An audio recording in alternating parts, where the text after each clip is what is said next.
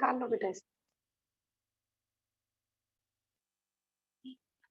मोक्षमार्गस्य नेतारम् भेत्तारं कर्मभूरताम् ज्ञातारं विश्वतत्त्वानां वन्दे तद्गुणलब्धये त्रैकाल्यं द्रव्यषट्कं नवपदसहितं जीवषट्कायलेशा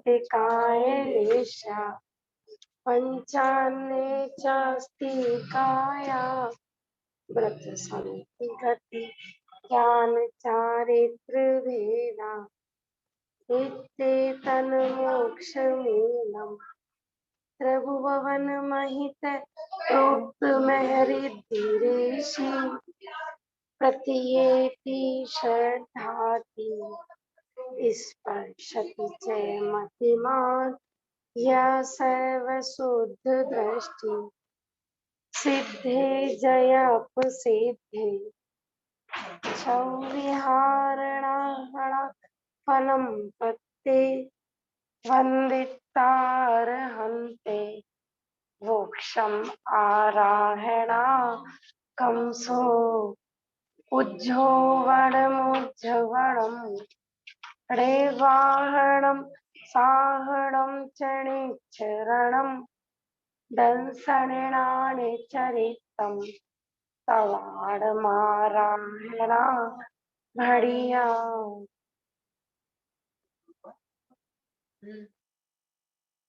प्रथम अध्याय का पाठ करते हैं। सम्यक दर्शन ज्ञान चारित्राणि मोक्ष मार्ग तत्वाशधानम सम्यक दर्शनम तन्नी सर्वा तदिगमात्वा जीवा जीवाश्रव बंध संभव निर्जरा मोक्षास्तत्वम नाम स्थापना द्रव्य भाव तस्तन्यास प्रमाण निर्दिगम निर्देश स्वामित्व साधना अधिकरण स्थिति विधानत सत संख्या छेद स्पर्शन कालांतर भावार्थ बहुत्वस्य मति श्रुतावधि मना पर्य केवलानि ज्ञानम तत्प्रमाणे आगे परोक्षम प्रत्यक्ष मन्यते मति स्मृति संज्ञा चिंता अभिनिबोध इत्यनर्थांतरम तद इंद्रिया निंद्रिय निमित्तम अवक्रय हावाय धारणा बहुविध क्षिप्राणि श्रुतानुक्त दुग्राणाम क्षेत्राणाम अर्थस्य व्यंजनस्य अवक्रय न चक्षुर्निन्द्रियाभ्यां श्रुतं मतिपूर्वं ध्वनेक द्वादश भेदम भव प्रत्यो अवधि देवनारकाणां क्षौप्सं निमित्त षड विकल्प शेषाणां ऋजु विपुलमति मना पर्य विशुद्ध प्रतिपाताभ्यां तद विशेष विशुद्धि क्षेत्र स्वामी विषयभ्यो अवधि मना पर्ययो मति श्रुत्यो निर्बंधो द्रव्येषु सर्वपर्यायेषु रूपेषु वदे तदंत भागे मना पर्यस्य सर्वद्रव्य पर्यायेषु केवलस्य एकादीनि भाज्यानि युगपदे कस्मिन्ना चतुरभ्य मति श्रुतावद्यो विपर्यस्य सदसतोर विशेषाद्य द्रक्षो उपलब्धे रुन्मत्वत् नेगम संग्रह व्यवहार जुसुद शब्द संविरूढ़े एवं भूता नया।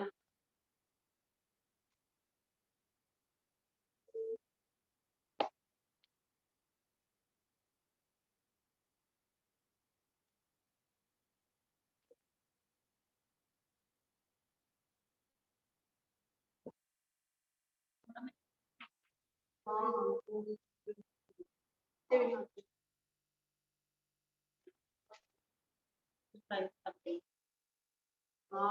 नहीं, वैसे मैक्सिमम रीजन तो ये पेरेंट्स ही भेज रहे हैं इस फोटो में, पर पेरेंट्स पेज नंबर 55। टेबल आगे कर लो, इस पे नहीं, इस पे नहीं, ये बैठने का है। ये नहीं, टेबल कर लो, आप आराम से बैठो ना, ऐसे सीधा रख लो।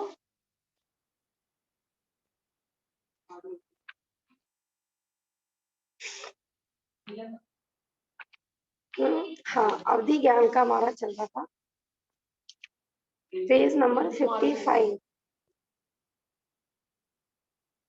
अवधि ज्ञान के बारे में हम पढ़ रहे थे। अवधि ज्ञान दो प्रकार का होता है, भव प्रत्यय और गुण प्रत्यय। भव प्रत्यय क्या बताया था कि भवि ही है कारण, जिसमें माने जिस आयु में हम जन्म लेंगे तो जन्म से ही होता है। जो जैसे हमें जो बचपन से मिला वो बचपन से, और जो हाँ, गुण जो हमें नया नया मिला है, हाँ, जो हम तपस्या से, ठीक है ना, विशुद्धि से, मंद कषाय से जो प्राप्त होता है वो हो गया गुण प्रत्यय, है ना। देवों को और नारकियों को जन्म से ही होता है, उनका होता है भव प्रत्यय। फिर हम 21 नंबर का सूत्र और 22 नंबर का सूत्र एक बार देखो पढ़ लेते हैं। 21 नंबर का सूत्र नहीं पढ़ा था ना हमने कल, देखिए, भव प्रत्योर अवधि देव नारकाणाम। फिर 22 नंबर का है क्षोभसम निमित्त षड विकल्प शेषाणाम। भव प्रत्योर अवधि देव नारकाणाम, यानी भव प्रत्यय नाम का जो अवधि ज्ञान होता है वह देव और नारकियों को होता है। नारकियों में कैसे होगा? जितने भी नरक गति के जीव होते हैं उनको भी जन्म से ही अवधि ज्ञान होता है, माने उनको भी अपने पूर्व भव को जान सकते हैं, दूसरे के भी जान सकते हैं। हाँ, और क्षोभसम निमित्त षड विकल्प शेषाणाम। शेषाणाम माने शेष जो गति बची, चार गतियां होती है ना, तो देवों में दो में तो बता दिया भव प्रत्यय, शेष गति कौन सी बची, मनुष्य गति और तिरंच गति। कि जो इन जो शेष गति बची उनमें क्षोभसम निमित्तक होता है। क्षोभसम निमित्तक कहो या गुण प्रत्यय कहो एक ही बात है, ठीक है ना। षट विकल्प है, माने वो 6 प्रकार का होता है। विकल्प माने यहाँ पर भेद, अनुगामी, अननुगामी, वर्धमान, हीयमान, अवस्थित और अनवस्थित। तो हमने ये 6 प्रकार के भेद भी देख लिए, ठीक है ना। इसमें किसी को कोई शंका? तुमसे थोड़ा सा बस मैं ये बताना चाह रही थी कि जो अवधि ज्ञान होता है, जो क्षोभसम निमित्तक अवधि ज्ञान होता है माने गुण प्रत्यय वाला, तो मनुष्य और तिरंज गति में जिसको होता है ना, तो वो जो देव और नारकी होते हैं वो तो सर्वांग से जानते हैं। देव है तो वो पूरी बना, उनका सर्व पूरा शरीर में जहां जहां आत्मा है ना, तो वो पूरे से ध्यान लगा सकते हैं कहीं से भी, ठीक है ना। लेकिन जो मनुष्य और तिरंज गति के जीव होते हैं ना, उनको ऐसे नहीं होता है। जैसे भरत चक्रवर्ती को था, या और भी बहुत महापुरुषों को अवधि ज्ञान होता है, तो उनके शरीर में ना कुछ पर्टिकुलर स्थान होते हैं, जैसे मुख्यतः नाभि पर बताया है, तो वहां पर चिन्ह होते हैं, माने वहां पे कलश बना हुआ है, मीन बनी हुई है, सातिया बना हुआ है, इस तरह के चिन्ह बने होते हैं। भाभी जी ये सीधा कर लो टेबल, तो ऐसे ऐसे कर लो, ठीक है ना। और जिनवाणी उतार सकते हो बेटा पीछे से, पतवार सूत्र जी और उतार दो। तुम्हें बता रही थी कि जैसे हम आंख, जैसे देखने की पावर तो माने जो क्षोभसम है तो वो तो पूरी आत्मा में होता है, उपयोग लगाओ बेटा, ठीक है। संयम समझ में आ रहा है बेटा कि हमारा जैसे जानने देखने का जो क्षोभसम है, या सुनने का क्षोभसम है, सूंघने का क्षोभसम है, तो वो तो पूरी आत्मा में है ना। लेकिन हमारी पराधीनता क्या है कि आंख, जहां पर आंख है ना, बस आंख के माध्यम से देख पाएंगे, जहां पर नाक है ना वहीं से सूंघ पाएंगे, जहां पर कान है वहीं से सुन पाएंगे। तो अवधि ज्ञान में भी ऐसा होता है कि जो मनुष्य और त्रियंचों को जो अवधि ज्ञान होता है, मानो उनके नाभि पर कलश बना हुआ है, तो बस वो पर्टिकुलर उसी स्थान से अवधि ज्ञान लगा पाएंगे। ऐसे नहीं कि वो माने यहाँ पर उंगली रख के, माथे पे हाथ रख के या मन से सोच के नहीं, जहाँ पर उन मनुष्य और तिर्यंच वो अवधि ज्ञान लगाएंगे तो वो सर्वांग से नहीं लगाते हैं, जहां जहां चिन्ह बने हुए हैं ना वहीं से ही लगेगा। मनुष्य और त्रियंच के मतलब चिन्ह, हाँ मतलब नाभि, हाँ, वहीं पे चिन्ह बन जाते हैं उनको। हाँ, जो मनुष्य और तिरंज गति के जीव होते हैं उनके शरीर में पर्टिकुलर चिन्ह बन जाते हैं, तो वो उस चिन्ह की जगह पर ही अपना ध्यान केंद्रित करते हैं और वहीं से वो अवधि ज्ञान लगाते हैं। मतलब ये तो उनको मिला होगा भव प्रत्यय में आ गया ना प्रत्यय। हाँ, गुण प्रत्यय माने जो तप आदि से प्रकट हुआ है ना, और पता है ये भी होता है, जैसे हमने बताया था हीयमान माना, मानो हीयमान है उनका, उनका अवधि ज्ञान ऐसा है कि उनकी विशुद्धि घट रही है, उनका अवधि ज्ञान भी घटता है, तो चिन्ह अदृश्य भी हो जाते हैं। जैसे तिल मत्स्य वगैरह नहीं होते शरीर में, तिल निकल आया, मत्स्य निकल आया, तो कभी वो होता है, तो कभी अपने आप ठीक हो जाते हैं, वो चिन्ह हट जाते हैं वहां से। जैसे तीर्थंकर होते हैं ना, तो तीर्थंकरों के लिए ऐसा आता है कि उनके शरीर में 900 तो तिल और मत्स्य होते हैं, 900, और 108 उनके शरीर में चिन्ह होते हैं। ऐसे टोटल 1008 बताए थे ना हमने शुभ चिन्ह, तो वो सब शुभ के ही प्रतीक होते हैं।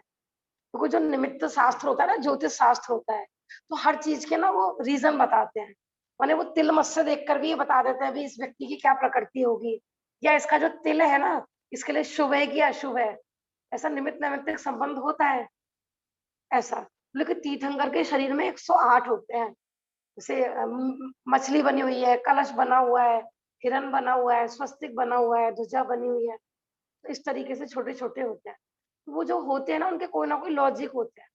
वैसे तो तीर्थंकर भी जन्म से अवधि ज्ञानी होते हैं, और लेकिन जिसके ज्यादा चिन्ह है, किसी का तो एक ही चिन्ह है, किसी के ज्यादा चिन्ह है, तो ऐसा भी होता है कि कोई 4 चिन्हों से अवधि ज्ञान जानता हो, मतलब नाभि में है, एक गले में, एक माथे पे है, तो वो माथे से अवधि ज्ञान लगाएंगे तो भी उनको हो जाएगा, है ना, गले से लगाएंगे तो भी हो जाएगा। बस यही है कि जानेंगे चिन्ह के माध्यम से ऐसा। तो अभी जैसे हमारी बोर्ड पे जो भी तिल है मतलब उनसे नहीं नहीं नहीं, हमारे तुम्हारे नहीं, मैं तो सिर्फ उनके बता रही हूँ। नहीं, तीर्थंकर के तो भव प्रत्यय होता है, तीर्थंकर के तो जन्म से ही होता है। देखो तीर्थंकर क्या होता है तो वो मनुष्य गति के, लेकिन सारे मनुष्यों से हटके हैं वो कुछ। हाँ ठीक है ना, तीर्थंकर को अपवाद में लिया जाता है कि उनपे सामान्य मनुष्य वाले नियम नहीं चलते हैं, वो तो उनका तो भव प्रत्यय होता है, वो जन्म से अवधि ज्ञानी होते हैं, और वो जरूरी नहीं कि वो चिन्ह के माध्यम से जानेंगे, उनको तो सर्वांग से अवधि ज्ञान हो सकता है ऐसा।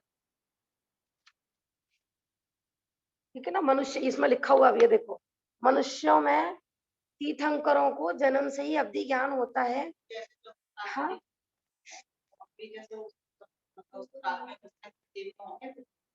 हाँ हो सकता है।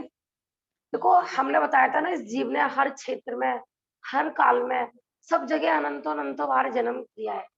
हो सकता है कि जब तीर्थंकर चौथा काल चल रहा था, तो जिस समय तीर्थंकर थे उस समय भी हम हो, और साक्षात तीर्थंकर के सामने भी अपना कल्याण नहीं कर पाए हो।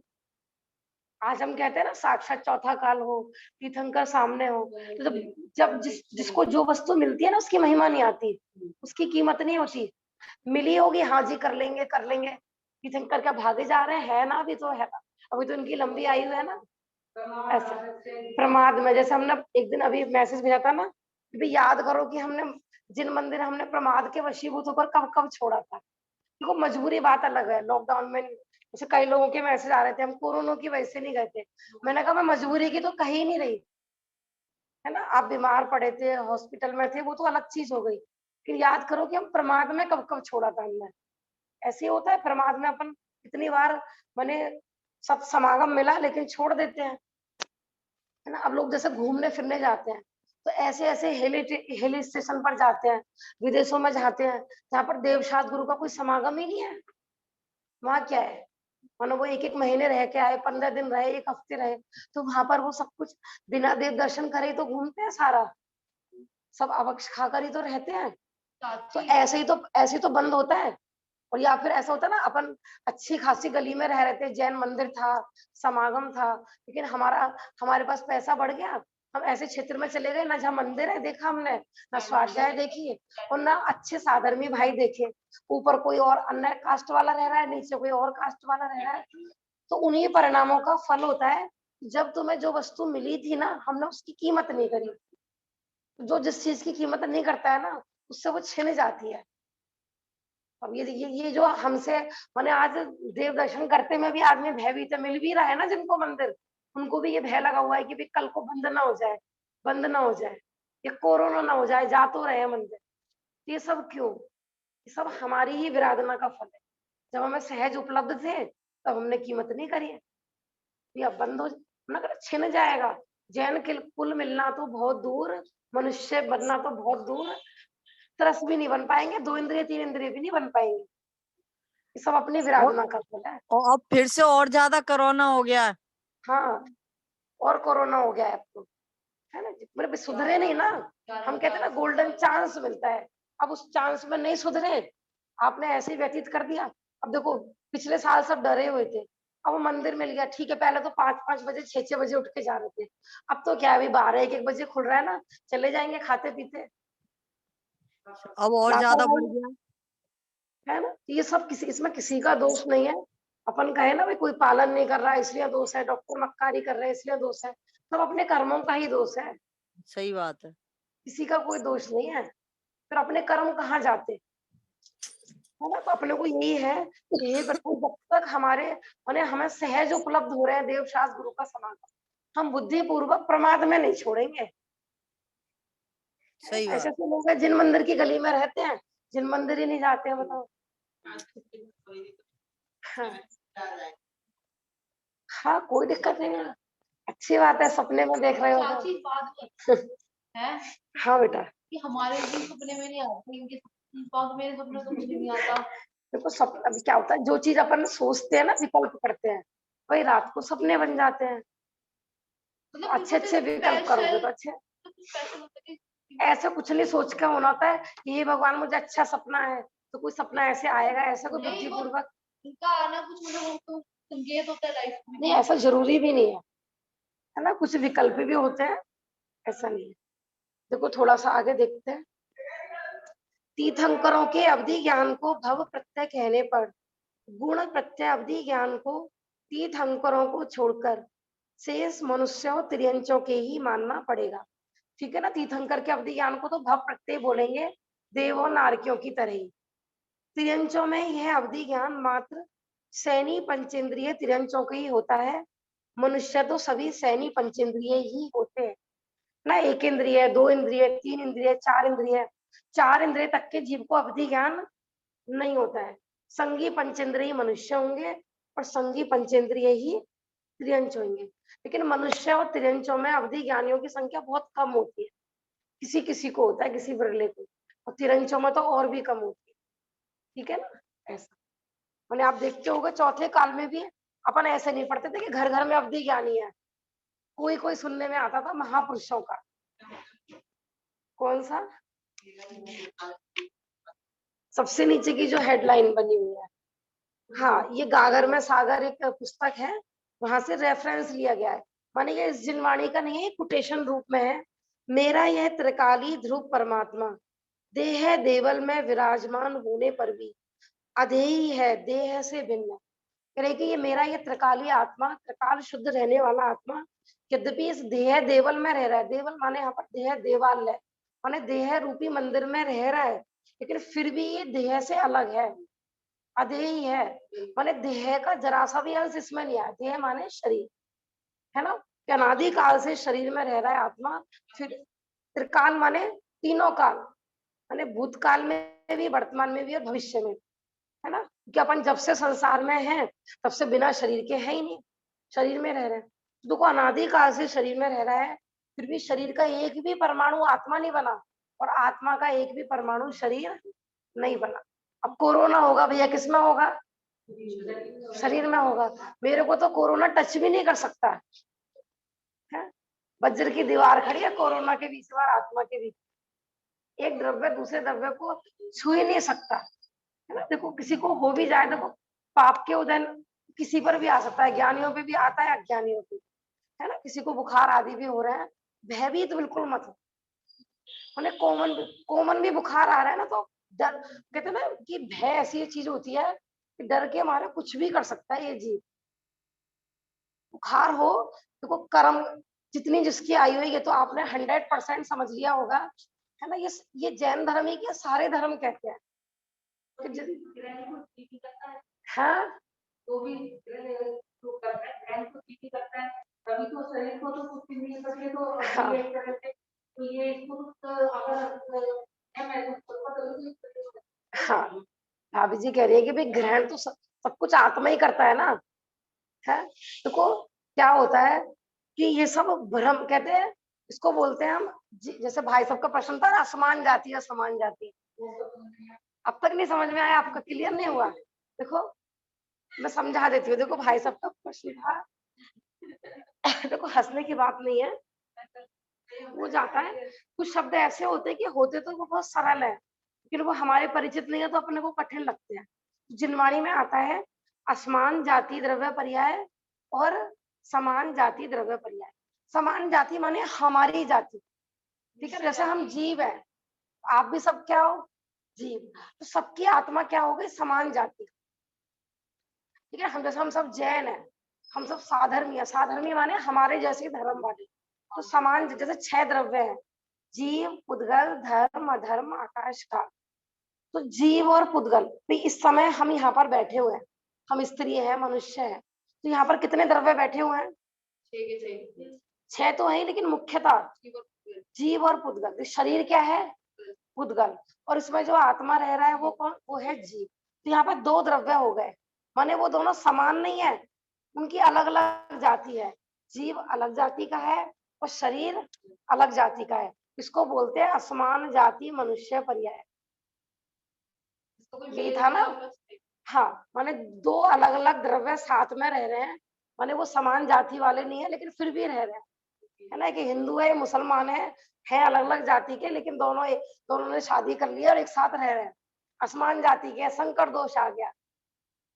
असमान जाति मनुष्य पर्याय माने मनुष्य पर्याय खाली, देखो ना तो खाली आत्मा का नाम मनुष्य पर्याय है और ना खाली शरीर का नाम मनुष्य है।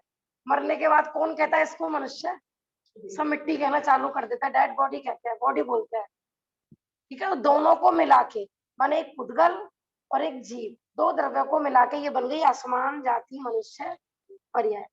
लेकिन अब जैसे ये जिनवाणी है, यहाँ पर कितने द्रव्य हैं, ये सिर्फ पुद्गल द्रव्य से बनी हुई है, लेकिन पुद्गल द्रव्य इसमें एक नहीं है, कि हमने बताया था जो पुद्गल द्रव्य होता है वो परमाणु होता है, असली पुद्गल द्रव्य। तो ये जो जिनवाणी है कितने पुद्गल द्रव्य से बनी है, अनंतानंत पुद्गल द्रव्यों से बनी है ये। लेकिन वो सब एक ही जाति के पुद्गल है, सब पुद्गल ही है। वो सारे परमाणु सारे द्रव्य वो सब पुद्गल के ही हैं। इसको बोलते हैं हम समान जाति द्रव्य पर्याय, ठीक है भाई साहब। जहां पर एक ही जाति के द्रव्य का ग्रुप है वो समान जाति पर्याय है, और जहां पर दो जाति 3 जाति 4 जाति है तो वो सब हो गई असमान जाति द्रव्य पर्याय। तो मनुष्य पर्याय, नरक पर्याय, तिर्यंच, चारों गति के जीवों को क्या बोलते हैं, वो सब असमान जाति द्रव्य पर्याय है। हाँ हाँ हाँ, जहाँ खाली एक ही द्रव्य के बहुत सारा है, उन्हें बहुत सारे द्रव्य है ऐसा, क्योंकि एक एक परमाणु भी अपने अपने में द्रव्य ही है पूरा। ये भी अनंत द्रव्यों का समूह है, लेकिन वो द्रव्य कैसे हैं कि एक ही जाति के, सब पुद्गल जाति के सब।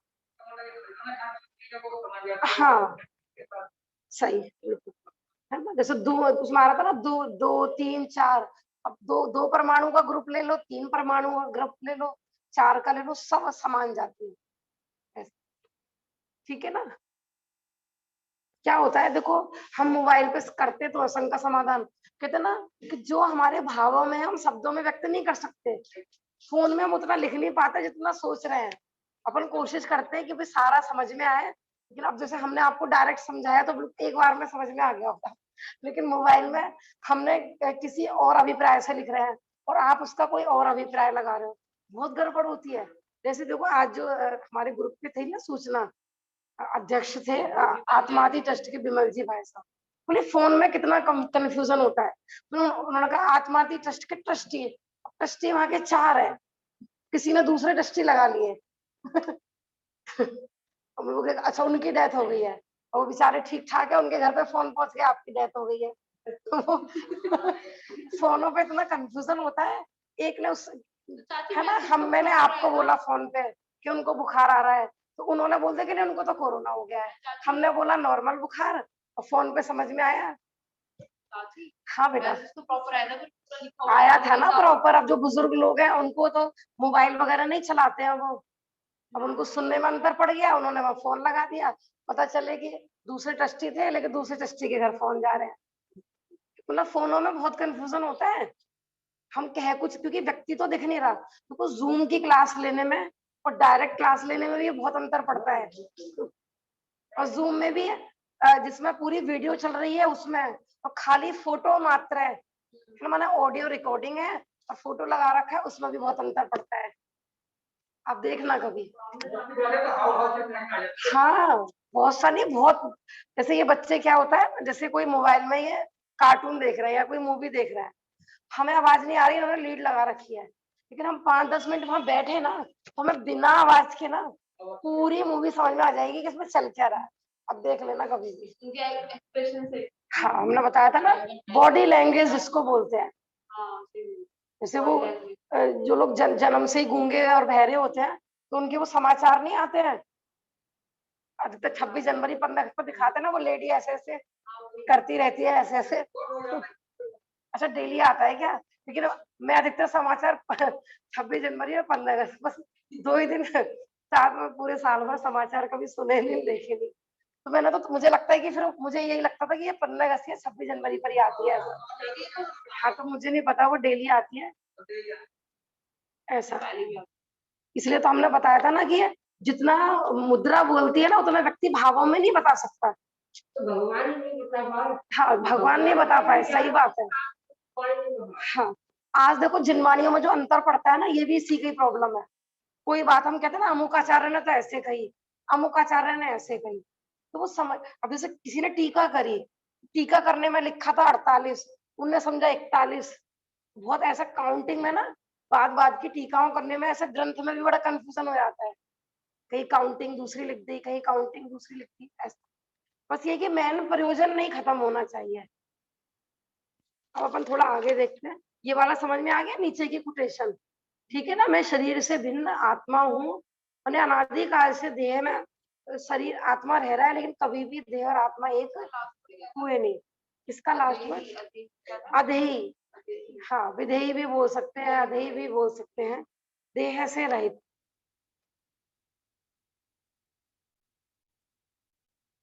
जिन्होंने अपने को देह से भिन्न मान लिया है, वास्तव में वही वही महापुरुष है।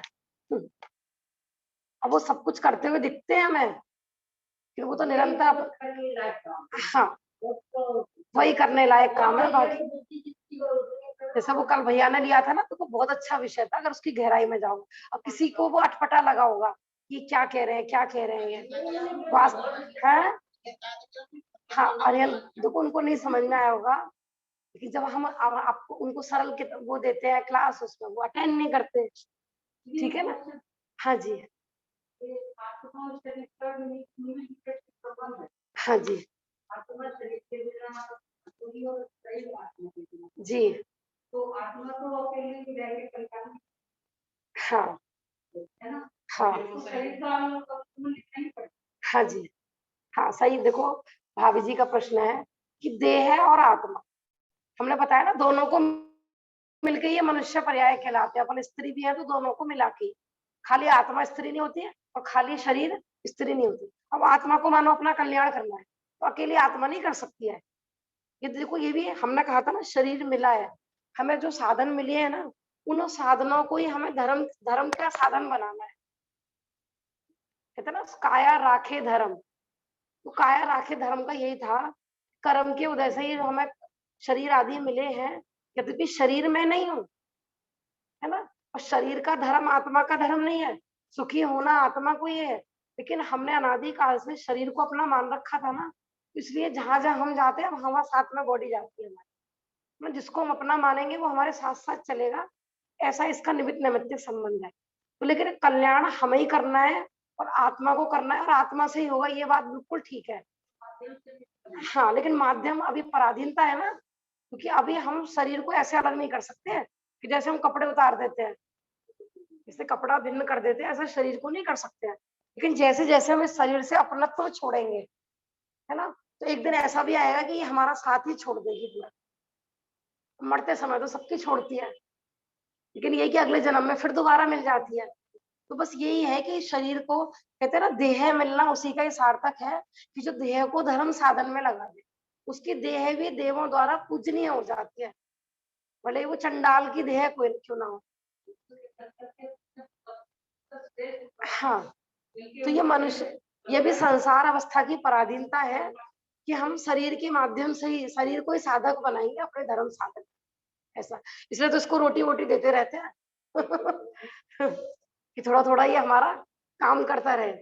बिल्कुल ही बंद कर देंगे, क्योंकि मानो हमने इसको भोजन देना बंद कर दिया, अब मान रखा है इसे अपना, तो भी परिणाम खराब होंगे, क्योंकि ऐसा ही निमित्त नैमित्तिक संबंध है कि अभी इसी के आश्रय से धर्म चलता है सारा, दिखाए। हाँ, ये स्वस्थ रह, ये मंदिर जाता है तो अपने को लगता है हम मंदिर हो गए है ना, ऐसे तो लगता है। इसको हवा मिल रही है तो लगता है कि भी आत्मा को हवा मिल रही है। हाँ, लेकिन ज्ञानी जीव वही है कि जो इसमें रहते हुए भी अपने को भिन्न देख लो। बाद में तो भिन्न सभी देखते हैं, लेकिन जो इसमें यही कला है, सम्यक ज्ञान कला है। सम्यक ज्ञानी किसको कहते हैं कि सब द्रव्य जो जैसे है ना उनको वैसे रूप में देखे, उसका नाम सम्यक ज्ञान है ना, ऐसा। आज हमने भेजा था ना जो पाठशाला पर मैसेज था कि क्या क्या अपना है और क्या क्या पराया, भैया भेद विज्ञान करो पूरे दिन। कि हम जो अपना नहीं है ना पूरे दिन उसी को ही अपना मानने में लगे रहे, सुबह से उठ के रात तक क्या करते हैं, रात को सोते सोते भी क्या करते हैं। देखो अभी भी कितनी घटनाएं हो रही हैं, वो चला गया, वो चला गया, वो चला गया, और अपने को क्या, फिर भी वही विषय भोगों की आसक्ति। भोजन करते करते भी अपन बात करते रहते हैं, हाँ उसकी डेथ हो गई, उसकी डेथ हो गई, मुंह में रसगुल्ला चल रहा है आराम से, मजा यही तो चलता रहे। कहाँ विरक्ति हो रही है विषय भोगों से, कहाँ इसकी रूह कांपती है कि हाँ ये मेरी, ये देह भी विनश्वर है, उसको लगता है मेरी देह तो शाश्वत है। आत्मा शाश्वत चिंतन चलता तो अच्छी बात थी। हाँ, है ना, वो देखो जंगल में वो आग लग गई, वो आग लग गई, कि भैया जिस पेड़ पे तू बैठा है उसकी जड़ें देख ले भैया, वहां भी आग आग चालू हो गई है। तो अपन भी निरंतर रोज मौत के सम्मुख हो रहे हैं कि नहीं हो रहे हैं। पर्याय दृष्टि की बात चल रही है यहाँ पर। आत्मा की दृष्टि से देखो ना, मैं कभी मरा था, ना मरा हूँ, ना कभी मरूंगा, मैं तो शाश्वत त्रिकाली हूँ। लेकिन अभी देह बुद्धि मान रखी है ना। मैंने कहने का मतलब ये है कि इतने वैराग्य समाचार मिलते हैं रोज, वैराग्य समाचार, शोक समाचार, वैराग्य, और अपन उनको हंस हंस के पड़ जाते हैं ना। एक 5 सेकंड के लिए भी मौन धारण करके उस समाचार के बारे में कभी चिंतन नहीं करते हैं। कल को हमारे लिए भी लोग कहेंगे अभी तो देखा था उनको, अभी तो मंदिर में मिली थी, हमको बात कर रही थी अच्छी खासी, अभी तो उन्होंने व्हाट्सएप पे मैसेज किया था, और 1 घंटे बाद। विचार करो कि भैया कि निरंतर पता नहीं है ना, पल पल जीवन बीता जाता है, बीता कल नहीं वापस, तो भैया शीघ्र अपना कल्याण करना है, ये मनुष्य पर्याय फिर नहीं मिलने वाली है। ऐसा तो लगते नहीं है ना। शोक समाचार सुन के, वैराग्य समाचार सुन के वैराग्य आना चाहिए था, और होता क्या है, ये वो मर गए, लॉकडाउन ना लग जाए, घर में अनाज भर लेते हैं, ऐसा करते है ना। पूरा भाई सब्जियां मंगल 1 हफ्ते की जगह 2 हफ्ते की ले आते हैं, ये काम करते हैं अपन, असली तैयारी नहीं करते हैं। सब्जी 2 हफ्ते की आ गई और आप 1 ही हफ्ते में चले गए तो क्या होगा, 1 हफ्ते की तो फ्रिज में रखी रह जाएगी फिर, लेकिन पाप आप 2 हफ्ते की लेके चले गए। वास्तव में हमें क्या तैयारी करनी है, उन्हें जो वैराग्य समाचार आते हैं, शोक समाचार आते हैं, उनके बारे में चिंतन करना चाहिए थोड़ी देर पहले। कितने दिन को वो काम करते हैं, कल वो करेंगे, परसों वो करेंगे, वो करेंगे, तो ऊपर नहीं कहते तुमने ठेका ले लो। सही बात है। अपने देखो जैन चरणानुयोग के हिसाब से भी ना, अपन कहते हैं ना साल भर की चीजें भर लो, वो भी चरणानुयोग के हिसाब से गलत बताया है। हमने साल भर का गेहूं भर के रख लिया, खाया है नहीं और आज ही चल बसे, लेकिन पाप पूरा साल भर तक का लेके गए। ऐसा अपने यहाँ तो यही है कि भैया रोज लाओ रोज खाओ, यही व्यवस्था होती थी। पर कुछ मजबूरियां होती हैं कि वो करना पड़ता है, वो बात अलग है, लेकिन परिग्रह के प्रति मूर्छा नहीं होनी चाहिए। ये भी भर ले, ये भी भर ले। हाँ, और कोई इच्छा पूरी नहीं हो, ऐसे ऐसे परिवार होते हैं कि अपने घर में पूरी बोरियां भरी रखी हैं, और कोई 1 किलो अनाज भी मांगने आया कि नहीं भैया, उसको लगता है कोरोना में मेरे परिवार को नहीं मिला खाने को तो क्या होगा, उन्हें 1 किलो में भी नहीं दे पाते। ऐसा नहीं। अपन आगे देखते हैं, देखो मन है पर्याय ज्ञान के बारे में देखते हैं। मति, श्रुत और अवधि ज्ञान की चर्चा के उपरांत अब 3 सूत्रों में मन है पर्याय ज्ञान की चर्चा करते हैं। मन है पर्याय ज्ञान संबंधी प्रथम सूत्र इस प्रकार है। ऋजु विपुलमति मनः पर्याय, माने मनः पर्याय ज्ञान के 2 भेद होते हैं, ऋजुमति और विपुलमति। ऋजुमति किसको कहते हैं कि जो ज्ञान मन वचन काय की सरलता से चिंतित दूसरे के मन में स्थित रूपी पदार्थ को जानता है, उसे ऋजुमति मनः पर्याय ज्ञान कहते हैं। और विपुलमति माने कि जो सरल तथा कुटिल रूप से चिंतित दूसरे के मन में स्थित रूपी पदार्थ को जानता है, वह विपुलमति मन है पर्याय ज्ञान। मैंने मन है पर्याय ज्ञान समझते हो भाभी जी? दूसरे के मन में स्थित बात को जान ले, और ये सिर्फ भावलिंगी मुनिराजों को ही होता है। वो जान लेते हैं कि सामने, जैसे हम यहाँ बैठे हुए हैं, हम कुछ भी सोच रहे हैं तो वो अपने आप ही, मैंने हमें मुंह से कहने की जरूरत नहीं है, उनको अपने आप पता है कि आपके मन में क्या चल रहा है। लेकिन वो फालतू के दूसरों के मनों के कचरे को जानने की कोशिश नहीं करते हैं। उनको पता है कि पापियों का हृदय तो पाप से भरा रहता है, उनके मन में होगा भी क्या, जान के करेंगे भी क्या। इसलिए माने मुनिराज ऐसा नहीं कि फालतू के बैठे ऐसे सोचते रहते हैं ये इसके दिमाग में क्या चल रहा है, इसके कुछ नहीं मतलब उनको। तो मने प्रकट हो जाता है मने पर्याय ज्ञान, अब पूरी जिंदगी कभी मने पर्याय ज्ञान का प्रयोग भी नहीं करते वो। या तो भगवान को पता है कि इनको मने पर्याय ज्ञान है, उनको पता ही नहीं है मुझे मने पर्याय ज्ञान, कभी रिद्धियों का प्रयोग ही नहीं करते वो तो कदाचित कभी कोई भव्य जीव हो और उसको अपने मन की बात उसको पता लग जाए, मैंने सहज ही निकल जाए तो निकल जाए। जैसे राजा सैनिक की कहानी आती है, सहज ही निकल गया और वो उसके कल्याण में निमित्त भी बन गया। क्योंकि जब ऐसा लगता है ना कि हमारे मन की बात जान ली, तो एकाग्र होकर सुनने लगे, हाँ कोई बंदा कुछ पावरफुल होगा, इसको कैसे पता कि मैं मन में क्या सोच रहा हूँ। राजा सैनिक को इस चीज को लेकर महिमा आई, तो उन्होंने एकाग्रता करी और मुनिराज ने संबोधन दिया, अपना कल्याण कर लिया। कदाचित कभी कभी प्रयोग करते हैं, इसलिए ज्ञानियों को ही प्रकट होता है ये।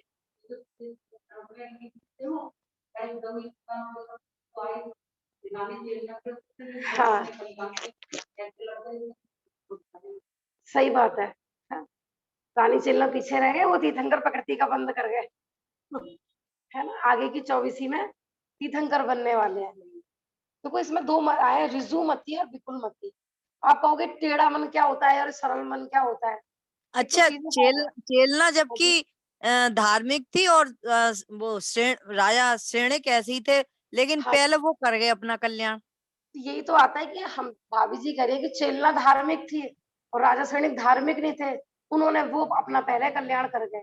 इसलिए कभी भी किसी जीव से ना घृणा नहीं करनी चाहिए। सही बात है। और कौन पापी भगवान बन जाए, और अपने को ज्यादा धर्मात्मा मान के घमंड भी नहीं करना चाहिए, हाँ हाँ हाँ। है ना। कि हम स्वाध्याय में लगे, अब तो हम सबसे पहले मोक्ष पर, जैसे हमारा ही अधिकार है। चल रहा था हाँ ना पुण्य पाप अधिकार, है? कल बहुत अच्छा विषय चला था पुण्य पाप अधिकार का। जी, कि भैया कोई कीमत नहीं है, इसको भी हम माने पहले हम घर के कार्यों के कर्ता बनते थे, अब मंदिर के ठेकेदार बन गए।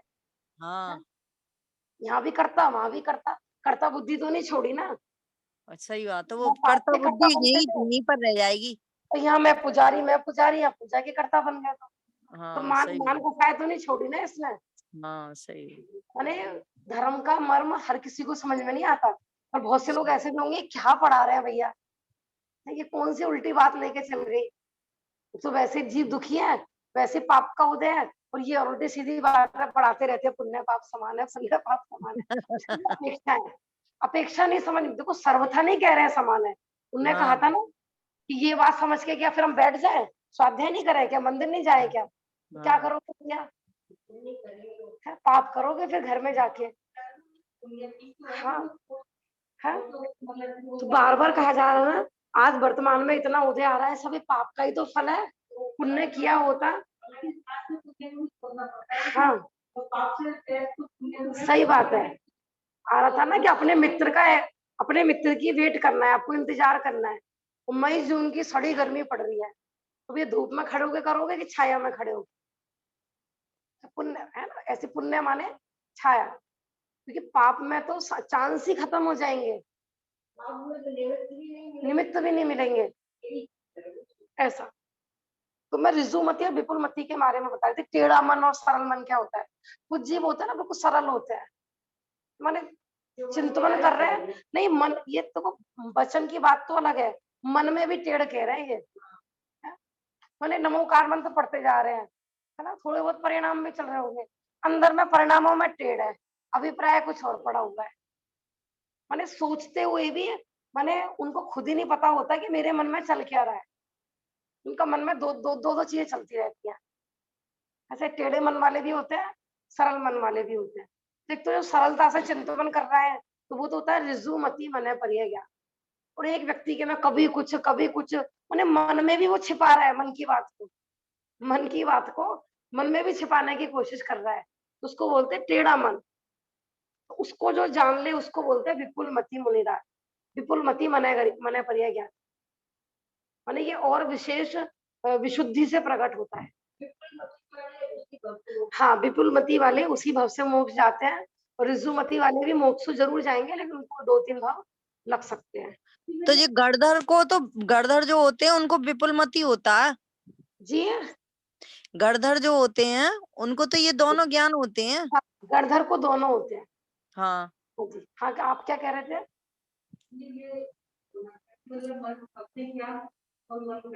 जी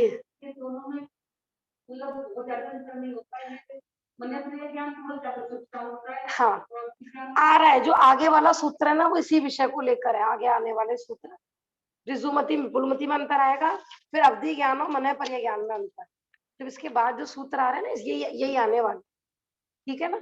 ऐसा यहाँ एक प्रश्न संभव है कि मन में स्थित रूपी पदार्थ से क्या आशय है, क्योंकि मन में तो विचार आते हैं, विकल्प उठते हैं, क्या वे विचार या विकल्प रूपी हैं?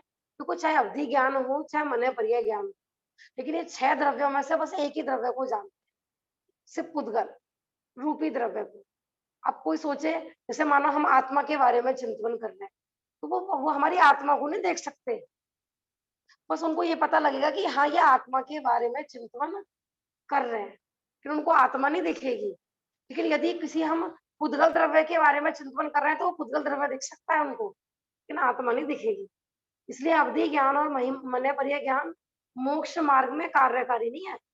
हम सोचेंगे ये प्रकट हो जाए तो हमें पहले मोक्ष हो जाएगा, इनका कोई रोल नहीं है मोक्ष मार्ग में।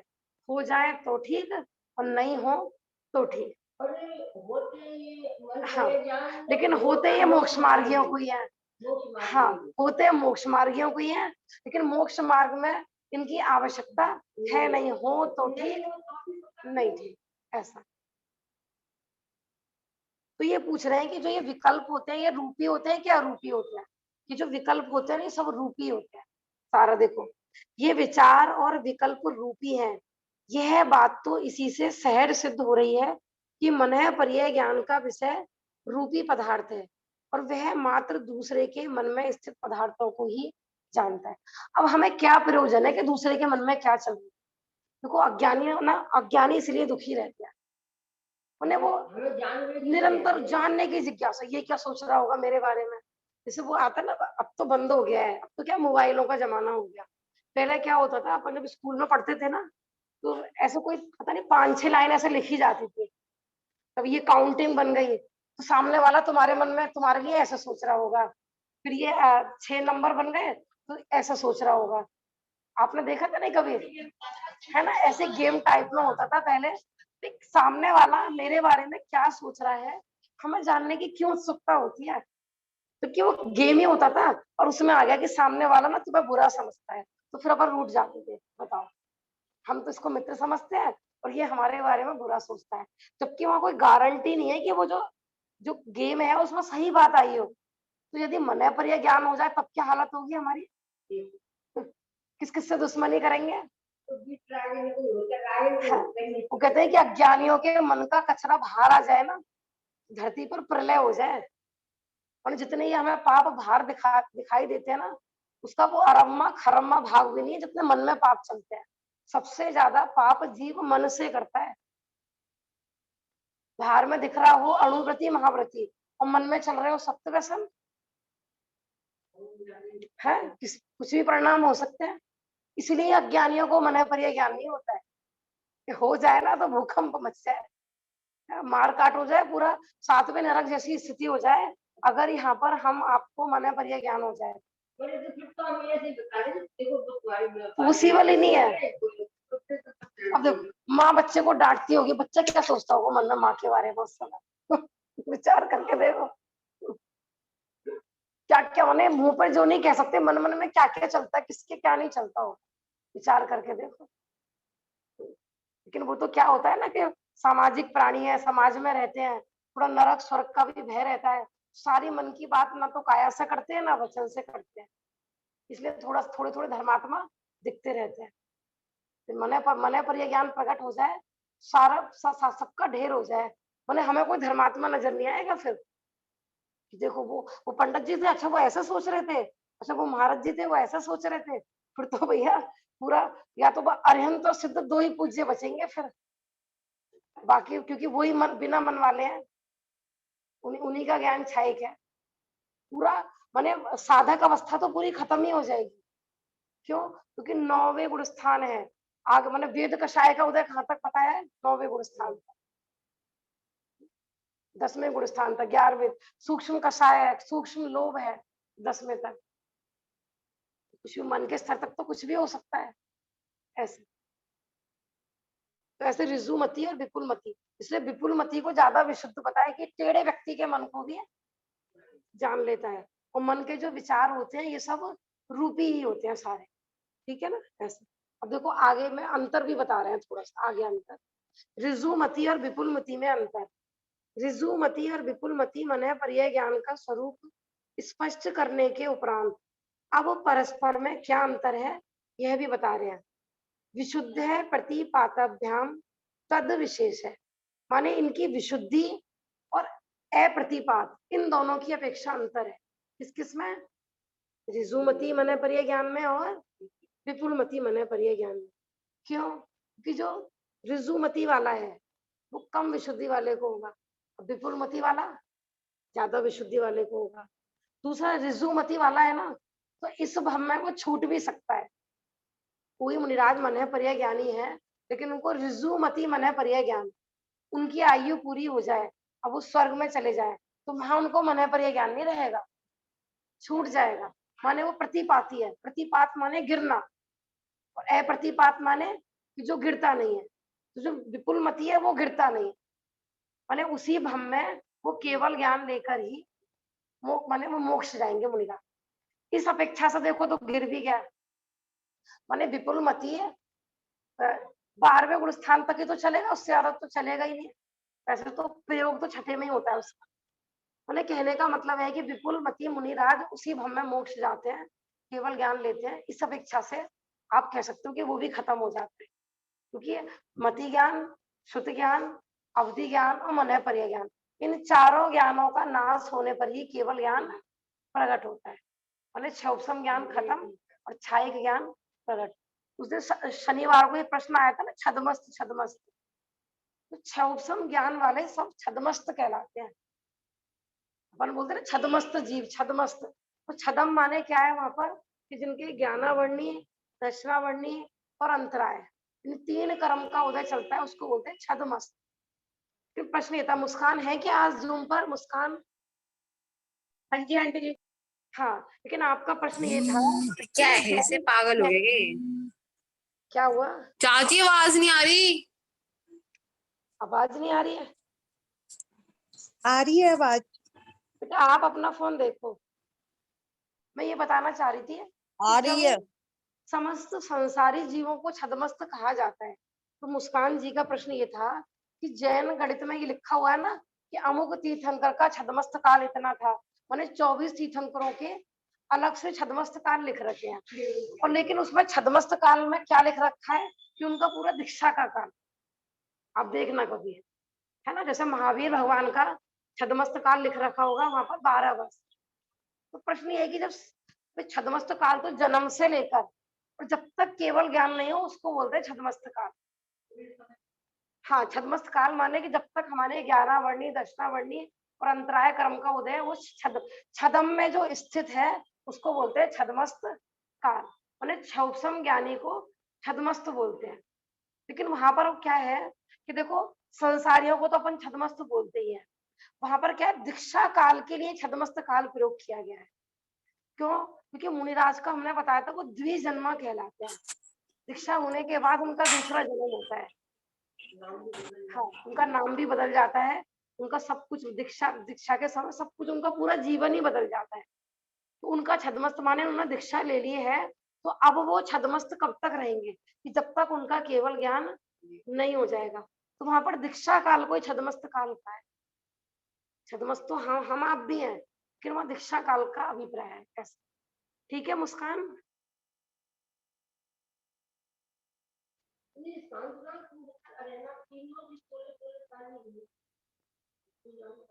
क्या?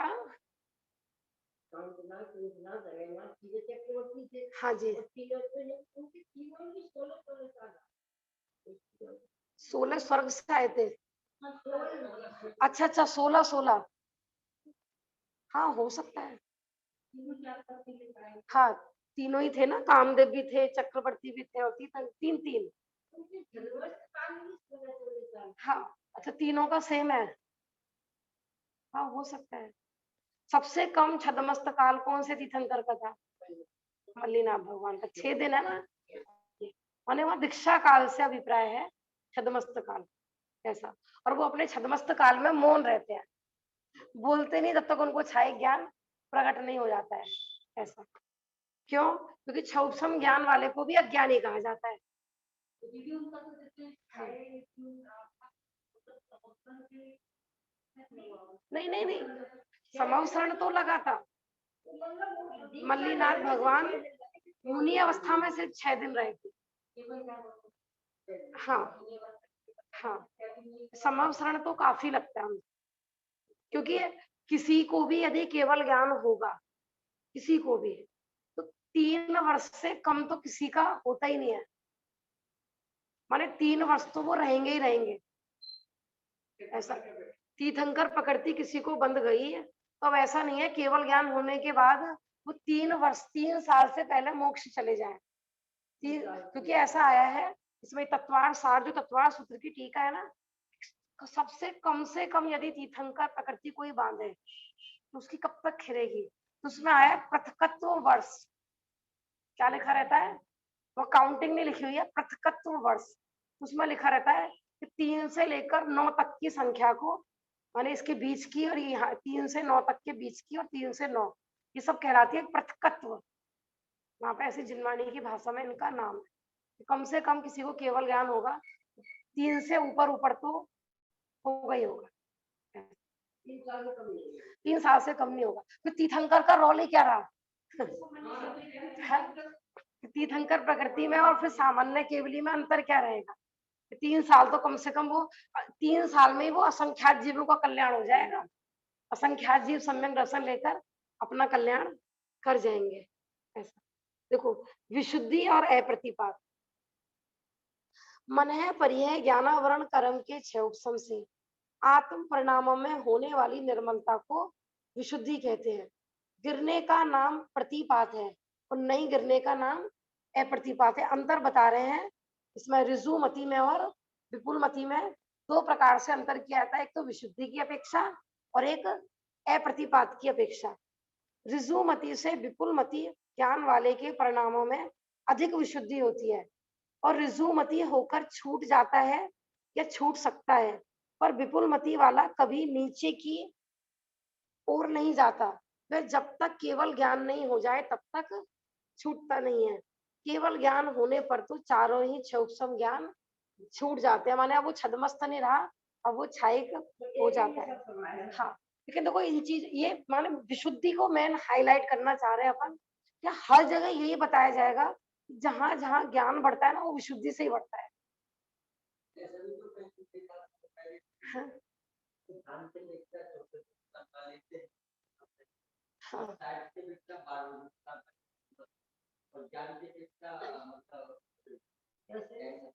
नहीं कह सकते हैं, लेकिन क्या है देखो तीर्थंकरों को वहां पर जो लिया है ना, बस यही लिया है, इसी अपेक्षा से लिया है कि वहां तो छठे गुण स्थान बढ़ती होते हैं, वो छठे से नीचे वाले नहीं लिया उसमें, क्योंकि अणुव्रत वो धारण करते ही नहीं है, वो सीधा महाव्रत ही धारण करते हैं।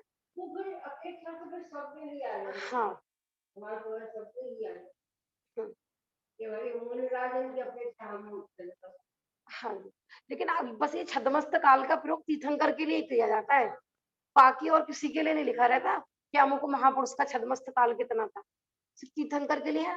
और वो भी मैंने तिल्लोय परिणति में पढ़ा है कुछ जैन गणित में, मुख्यतः इनमें क्या लिस्ट बनी हुई है अलग से, तिल्लोय परिणति में भी बनी हुई है, और जैन जैन गणित में वहीं से लिया गया है मेन, तिल्लोय परिणति से। इस प्रकार यह सुनिश्चित हुआ कि केवल ज्ञान होने के पहले छूटना ही प्रतिपात है, और केवल ज्ञान नहीं छूटने पर भी छूट जाना प्रतिपात है। इस प्रकार विपुलमति अप्रतिपाती है और ऋजुमति प्रतिपाती है। प्रतिपात माने छूटना यहाँ पर, और अप्रतिपात माने नहीं छूटना। विपुलमति मन पर्याय ज्ञान तदभव मोक्षगामियों के ही होता है, पर ऋजुमति मन पर्याय ज्ञान तदभव मोक्षगामी के हो भी सकता है और नहीं भी हो, जरूरी नहीं है, बिना मन पर्याय ज्ञान के भी मोक्ष जा सकते हैं।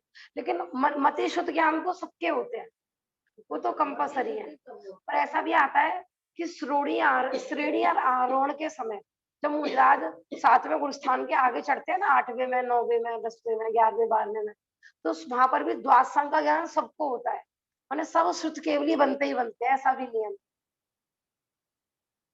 और उन्हें हो भी सकता है नहीं भी। इसी प्रकार विपुल मति ज्ञान वाला छपक श्रेणी का आरोहण करता भाभी है। जी वापस बताना, क्या बताया आपने? श्रेणी आरोहण वाला। मैं ये बता रही थी कि जब श्रेणी चढ़ते हैं ना कोई भी मुनिराज, तो उनको सुत माने शुद्ध द्वादशांग का ज्ञान सभी को बताया उस समय, श्रेणी माने सहज ही प्रकट होता है, केवल ज्ञान होने के पहले सभी शुद्ध केवली तो सभी बन जाते ऐसा। पर ऋजुवती वाला छपक श्रेणी और उपसम श्रेणी दोनों चढ़ सकता है। यह भी हो सकता है कि वे श्रेणी चढ़े ही नहीं, माने जो ऋजुमती मन पर्याय ज्ञानी मुनिराज है वो कहाँ तक जा सकते हैं, उपसम श्रेणी तक, और मोक्ष भी जा सकते हैं।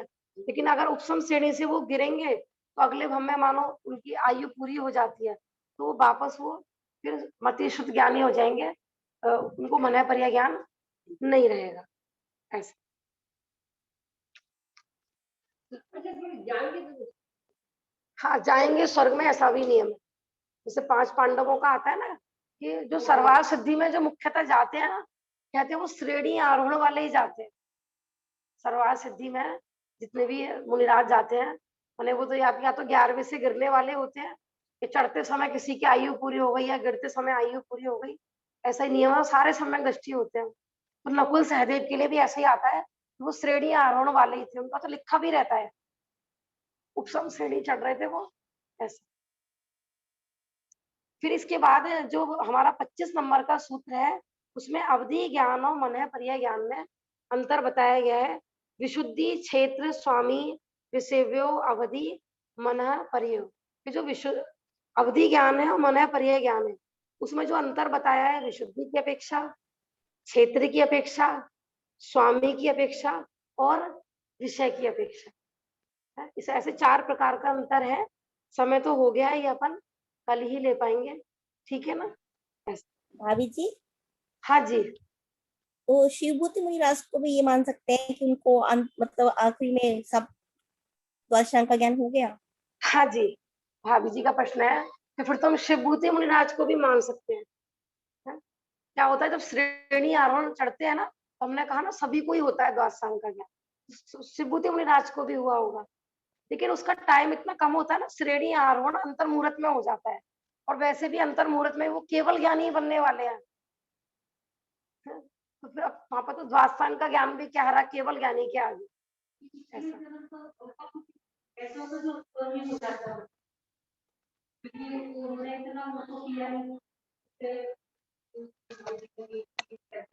हाँ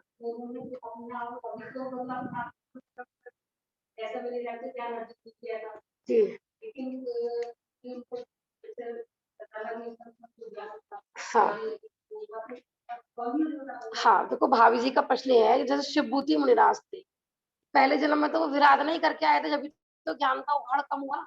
तब ये है कि उन्होंने कुछ पिछले भव में ऐसा किया था, माने कि उनको अपने आप ही हो जाता है क्या केवल ज्ञान, देखो ऐसा नहीं है। यहाँ पे हम कहेंगे कि पुरुषार्थ पूर्वक, हाँ, देखो था उनका क्षौप्सम ज्ञान कम, लेकिन उन्होंने परिश्रम किया, पुरुषार्थ किया, श्रवण अवस्था को प्राप्त किया, तो हम कहेंगे कि उन्होंने अपने पुरुषार्थ से केवल ज्ञान की प्राप्ति की। हाँ,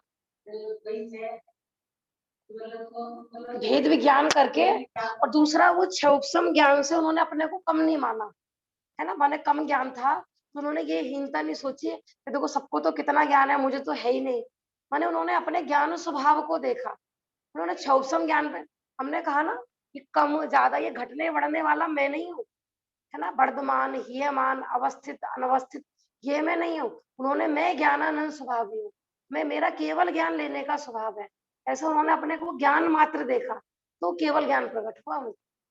मैं अधूरा हूँ, पूरा हूँ, मैं कम ज्ञान वाला हूँ, मुझे ज्यादा ज्ञान करने वाला है, उसको केवल ज्ञान नहीं होता है। हाँ हाँ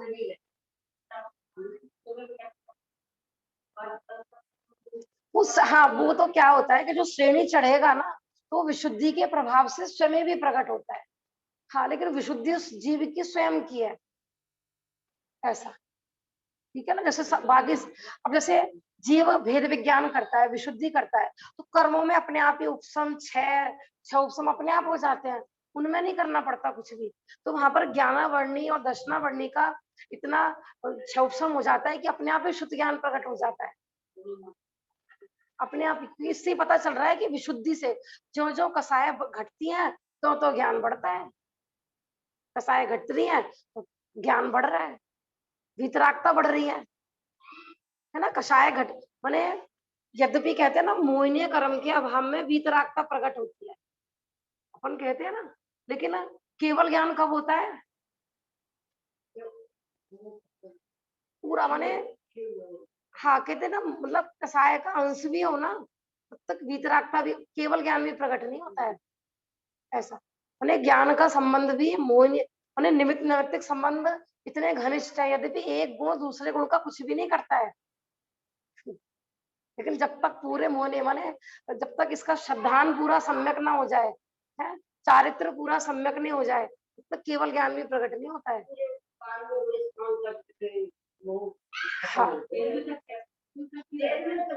नहीं नहीं नहीं, 13वें में तो केवल ज्ञान प्रकट हो गया, बस सम्यक चारित्र की अपेक्षा कहा जाता है कि सम्यक चारित्र पूरा सिद्धों के ही होता है, माने सम्यक चारित्र की पूर्णता गुणस्थानातीतों को ही होती है, ऐसा,